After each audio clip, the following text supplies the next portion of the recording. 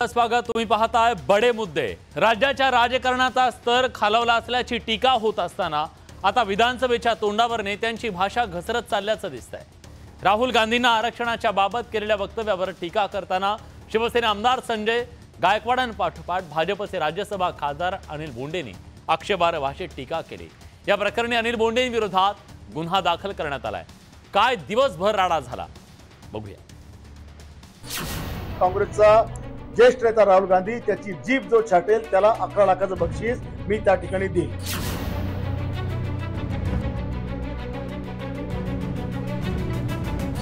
परदेशात जाऊन वात्रटासारखं बोलत असेल तर जीभ छाटू नये, पण जिभेला चटके मात्र दिले पाहिजे।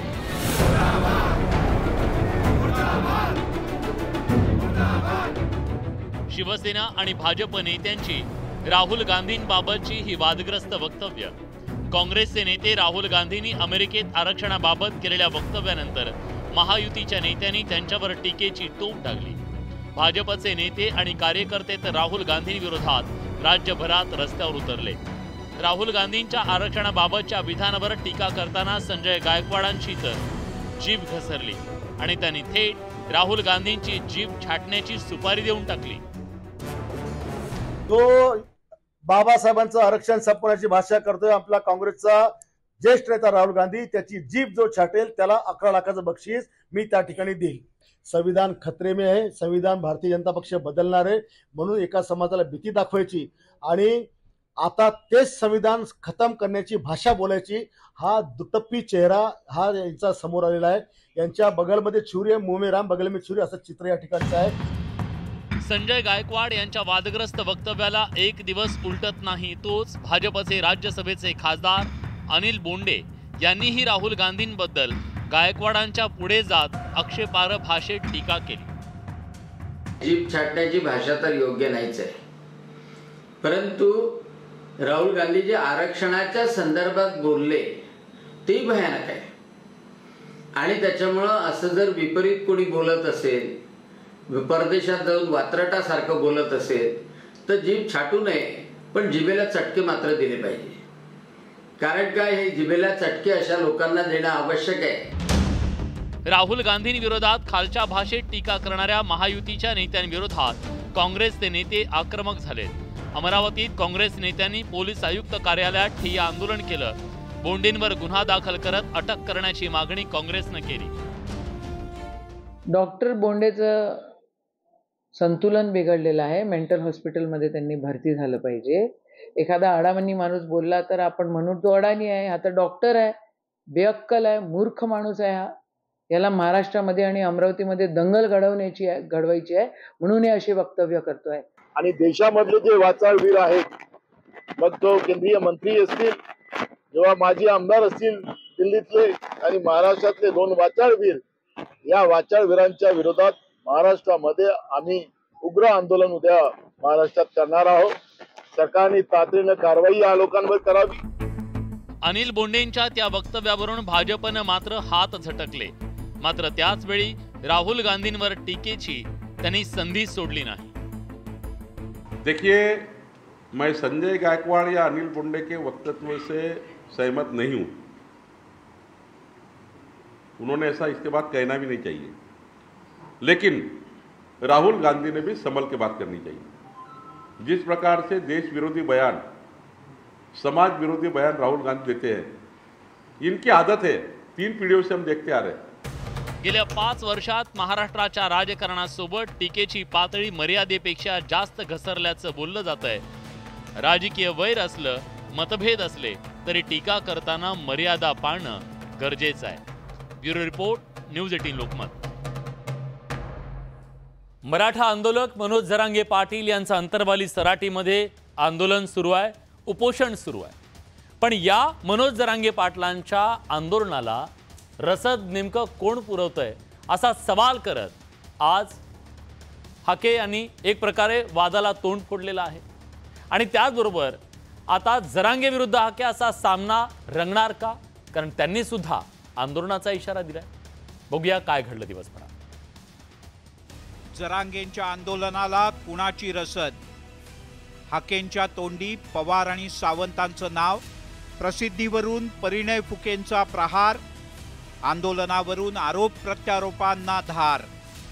मनोज जरांगे यांनी 6व्यांदा उपोषणाचं हत्यार उपसलंय। मराठ्यांच्या ओबीसी आरक्षणाची मागणी करत जरांगे यांनी पुन्हा एकदा सरकारची कोंडी करायला सुरुवात केली। पण यातच ओबीसी नेते लक्ष्मण हाके यांनी जरांगे यांच्या आंदोलनावर टीकेची झोड उठवली आहे। जरांगेंच्या आंदोलनाला रसद पुरवली जात असल्याचा आरोप हाके यांनी केलाय। एवढंच नाही तर हे रसद पुरवणारे कोण आहेत हे सांगायलाही हाके विसरले नाहीत। परवा भाजपच्या आमदारांनी त्यांच्यावर आरोप केले की त्यांची जी टीम आहे म्हणजे जरांगे हे फक्त इव्हेंटमधले एक प्यादे आहेत, त्याचा इव्हेंट रोहित पवार चालवतो, हा असं महाराष्ट्र म्हणतोय। भाजपचे आमदार परिणय फुके यांनी जरांगे यांच्या आंदोलनावर निशाणा साधलाय। त्यांना जरांगेजींचा अहंकार बोलताय आणि त्यांनी आता या इतक्या अहंकारी भाषा वापरली नाही पाहिजे। ते एका समाजासाठी आणि एका उद्देशासाठी ते लढतात आहे आणि निश्चितच मला असं वाटतं की त्यांच्या जरांगेजींना आरक्षण नको, काहीतरी मुद्दे म्हणून न्यूज चॅनलवरती आणि सगळ्याच्या मीडियामध्ये त्यांना नेहमी सक्रिय राहायचं आहे असं मला सगळ्या त्यांच्या जे ते वागतात त्या याच्यावर वाटतंय। हाके यांनी जरांगे यांच्यावर टीका करतानाच थेटपणे राष्ट्रवादीचे युवा नेते आमदार रोहित पवार आणि शिंदेंच्या शिवसेनेचे नेते आणि आरोग्यमंत्री डॉक्टर तानाजी सावंत यांचं नाव घेतलं। त्यामुळे हाकेंच्या या विधानाचे आता राजकीय पडसाद उमटू लागलेत। राष्ट्रवादीचे आमदार रोहित पवार यांनी मात्र हाकेंचे आरोप फेटाळून लावले। आपण एक सामाजिक कार्यकर्ते असल्यामुळे माझी एकच विनंती आहे, राजकीय कुठलेही वक्तव्य त्या ठिकाणी करू नये आणि खास करून असं एखादं वक्तव्य ऐकल्यानंतर असं वाटतं की देवेंद्र फडणवीस साहेबांचंच ते वक्तव्य आहे का काय। मनोज जरांगे यांनीही हाके यांच्या आरोपांचा समाचार घेत सत्ताधाऱ्यांवर पलटवार केलाय। मग यांचे ज्यांच्या खोमखोमे आहेत ना सगळ्याच नीट करणार, मग सरकारी आंदोलन कोणाकोणाचे त्यांचे बी खोमखोमे नीट करणार, मग सगळ्यांच्याच करणार। मग आता कोणावरच बोलत नाही, सध्या सगळ्याचा हिशोब करतो। खरं तर मनोज जरांगे आणि लक्ष्मण हाके यांच्यात आरक्षणावरून द्वंद्व सुरू आहे। जरांगे यांचं आंदोलन होणार आणि त्यावर हाके बोलणार आणि हाकेंचं आंदोलन झालं की त्यावर जरांगे निशाणा साधणार, हे जणू सूत्र बनलंय। पण आता विधानसभा निवडणुकांच्या तोंडावर सामाजिक विषयाचं राजकारण सुद्धा तापलंय। त्यामुळे जरांगे यांच्या उपोषणात पुढे काय घडतं याकडे सगळ्यांचं लक्ष लागलंय। Bureau report, news 18 Lokmat. Manoj Jarange Patil यांनी शेवटचा एल्गार पुकारला। विधानसभा निवडणुकीच्या तोंडावर त्यांनी उपोषणाचं अस्त्र उगारलं। आता ओबीसींकडून सुद्धा उपोषणाचं अस्त्र उगारण्यात आलं आणि विशेष म्हणजे हे दोन्ही उपोषणं, दोन्ही आंदोलनं कुठे सुरू आहेत? मराठवाड्यातल्या अंतरवाली सराटी। लोकसभा निवडणुकीच्या आधी उपोषणाचं केंद्र बनलेली अंतरवाली सराटी पुन्हा एकदा चर्चेत आली। अंतरवाली सराटीत यावेळी एक नव्हे तर दोन आंदोलनं सुरू आहेत। एकीकडे मराठ्यांच्या ओबीसी आरक्षणासाठी मनोज जरांगेंनी 6व्यांदा उपोषण सुरू केलंय। जरांगेंच्या उपोषणाला विरोध म्हणून मागच्या वेळी पुण्यात 12 दिवस उपोषण करणाऱ्या ॲडव्होकेट मंगेश ससाणेंनी त्यांच्या आंदोलनाचं स्थळ अंतरवालीत हलवलंय। ओबीसी आरक्षण वाचवण्यासाठी मंगेश ससाणेंसह 5 ओबीसी कार्यकर्त्यांनी अंतरवाली सराटीत उपोषण सुरू केलंय। सगळे सोयरेची अधिसूचना रद्द करावी, कुणबी दाखल्यांच्या द्वारे होत असलेली घुसखोरी थांबवावी, अशा काही प्रमुख मागण्या करण्यात आल्यात। ओबीसी आरक्षण मध्ये घुसखोरी करायची, ओबीसी आरक्षण संपवायची मुहूर्तमेढ रवली गेली आणि आता परत एक उपोषण चालू आहे मनोज जरांगेंचं की सगळे सोयरेचा कायदा आणायचा, त्याच्यानंतर ते कुठलं तरी गॅजेट आणायचं, तर त्याला आमचा तीव्र विरोध आहे। आमच्या ओबीसी आरक्षणामध्ये घुसखोरी आम्ही खपवून घेणार नाही। अंतरवालीतल्या शिंगारे वस्तीत ओबीसींचं उपोषण सुरू झालंय। त्याचवेळी आता लक्ष्मण हाकेंनी प्रत्युत्तर म्हणून पुन्हा एकदा वडीगोद्रीत उद्यापासून आंदोलन करण्याची घोषणा केली आहे। अंतरवालीत मंगेश ससाणे आणि अंतरवालीच्या बाजूला वडीगोद्रीतून लक्ष्मण हाकेंनी घेरायला सुरुवात केल्यानं जरांगेंनी दोन्ही आंदोलनावर न बोलता टीकेची झोड उठवली। त्याचवेळी सरकारवर दबाव वाढवायला सुरुवात केल्याचं दिसतंय। आम्हाला पण काहीतरी मर्यादा, आमच्यावर काही जबाबदारी समाजाची, तुम्हाला वर्ष झालं मदत करतोय, आम्ही सहकार्य करतोय, तरी तुम्ही सहकार्यच करा म्हणत असाल, कोणती सत्ता चालवता तुम्ही आणि कशाला चालविता ती, कशाला चालविता ती? अंतरवाली सराटीत मराठा आणि ओबीसी दोन्ही समाजाचं उपोषण सुरू झाल्यानं एकच स्थळ आणि दोघांना बळ अशी स्थिती निर्माण झाली आहे। त्यामुळे आता कोणत्या आंदोलनाची दखल घ्यावी, कोणत्या समाजाचं म्हणणं ऐकावं असा पेच सरकार समोर निर्माण झालाय। आता हा तिढा सरकार कसं सोडवतं याकडे सगळ्यांचं लक्ष लागलंय। Bureau report, news 18 Lokmat.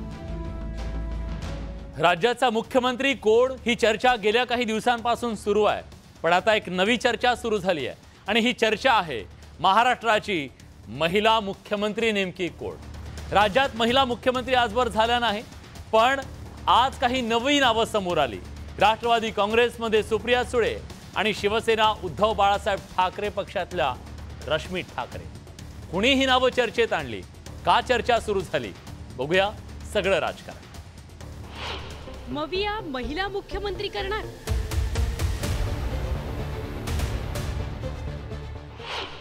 मवियात सगळ्या पक्षांकडे सीएम पदाचे चेहरे। वर्षा गायकवाडांनी फोडलं चर्चेला तोंड। मला खूप आनंद होईल की महिला मुख्यमंत्री झाली तर, आणि मला असं वाटतं की सगळ्या पक्षांकडे चेहरे आहेत। रश्मी ठाकरे, सुप्रिया सुळेंचं नाव चर्चेत। राज्यात विधानसभा निवडणुकीचं वारं वाहू लागलंय।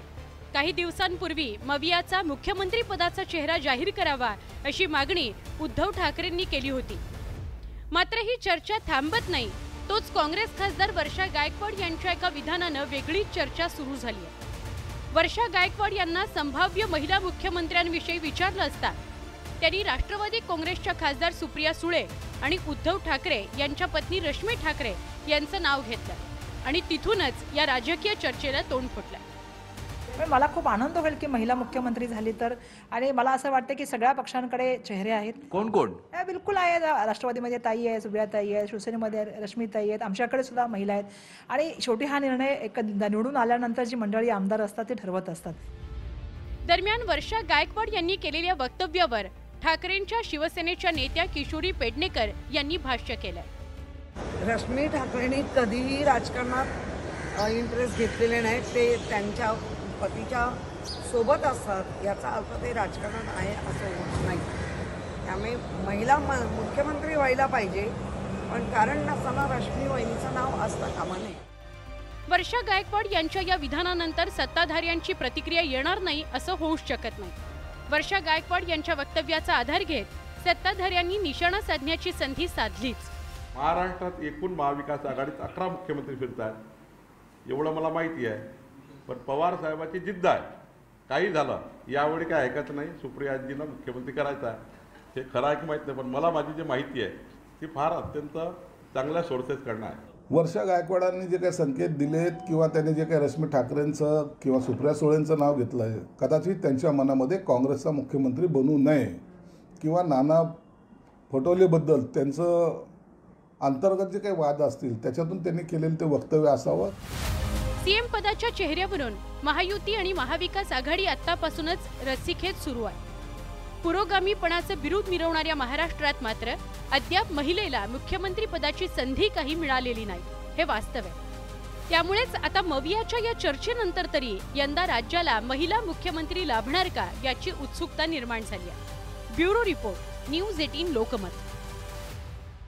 सरकारच्या लाडकी बहीण योजनेला महिला मुख्यमंत्री हे काट तर नाही ना, चर्चा तर होणारच आहे। तिकडे चर्चा देशभरात सुरू आहे। एक देश एक निवडणूक, मोदींचं स्वप्न अखेर ते स्वप्न आता प्रत्यक्षात उतरण्याची शक्यता आहे, कारण माजी राष्ट्रपती रामनाथ कोविंद यांच्या समितीची शिफारस केंद्रीय मंत्रिमंडळानं आज स्वीकारली आणि जणू त्यावर शिक्कामोर्तब केलं। म्हणजे यापुढे देशात एक निवडणूक एक देश। एक देश एक निवडणूक कार्यक्रमाला मंजुरी, कोविंद यांच्या रिपोर्टवर मंत्रिमंडळाचं शिक्कामोर्तब। मोदी सरकारचा मोठा निर्णय। मोदींच्या सरकारला 100 दिवस पूर्ण होतात त्यांनी एक ऐतिहासिक निर्णय घेतलाय। मोदींच्या मंत्रिमंडळानं एक देश एक निवडणूकच्या प्रस्तावाला मान्यता देत त्यावर शिक्कामोर्तब केलंय। माजी राष्ट्रपती रामनाथ कोविंद यांच्या नेतृत्वातल्या समितीनं दिलेल्या अहवालाला कॅबिनेटनं मंजुरी दिल्यानं एक देश एक निवडणुकीचा मार्ग आता मोकळा झालाय। 191 दिवस काम करून 18,626 पानांचा अहवाल सादर झाला। लोकसभा आणि विधानसभा निवडणुका एकत्रित कराव्यात अशी शिफारस करण्यात आली। समितीनं संविधानात 82 हा एक नवीन अनुच्छेद सुचवलाय। सार्वत्रिक निवडणुकांच्या आधी स्थापन झालेल्या सगळ्या विधानसभाची पूर्ण मुदत त्यानुसार संपुष्टात येईल। लोकसभा विधानसभेनंतर 100 दिवसात स्थानिक स्वराज्य संस्थांच्या निवडणुका घेतल्या जातील। देशात होणाऱ्या सतत निवडणुकांच्या आचारसंहितेमुळे विकासाला खीळ बसत असल्याचं या अहवालात म्हटलंय। एक कॉमन इलेक्शन की जो रोल है वो होना चाहिए, वोटर लिस्ट होनी चाहिए। तो वो वोटर लिस्ट राज्य सरकार के सहयोग के से ही बन पाएगी। सेंट्रल इलेक्शन कमीशन और स्टेट इलेक्शन कमीशन दोनों मिलके ही उसको कर पाएंगे ना। पंतप्रधान नरेंद्र मोदींनी लाल किल्ल्यावरच्या भाषणातून त्याचे आधीच संकेत दिले होते। भारत के संसाधनों का सर्वाधिक उपयोग जन सामान्य के लिए हो, उसके लिए वन नेशन वन इलेक्शन के सपने को साकार करने के लिए हमें आगे आना चाहिए। रामनाथ कोविंद यांच्या समितीनं देशातल्या 62 राजकीय पक्षांसोबत चर्चा केली। भाजप, टीडीपी आणि जेडीयू सह 32 पक्ष या एक देश एक निवडणुकीच्या बाजूने होते। काँग्रेस, सपा, आम आदमी पक्षासह 15 पक्षांनी त्याला विरोध केला। 15 पक्षांनी मात्र मत मांडलं नाही। एक देश एक निवडणुकीच्या कायद्याचा मसुदा येणाऱ्या हिवाळी अधिवेशनात मांडला जाण्याची शक्यता आहे आणि मोदींच्या तिसऱ्या कार्यकाळाच्या 5 वर्षाच्या काळात तो लागू केला जाण्याची शक्यता वर्तवली जाते। Bureau report, news 18 Lokmat.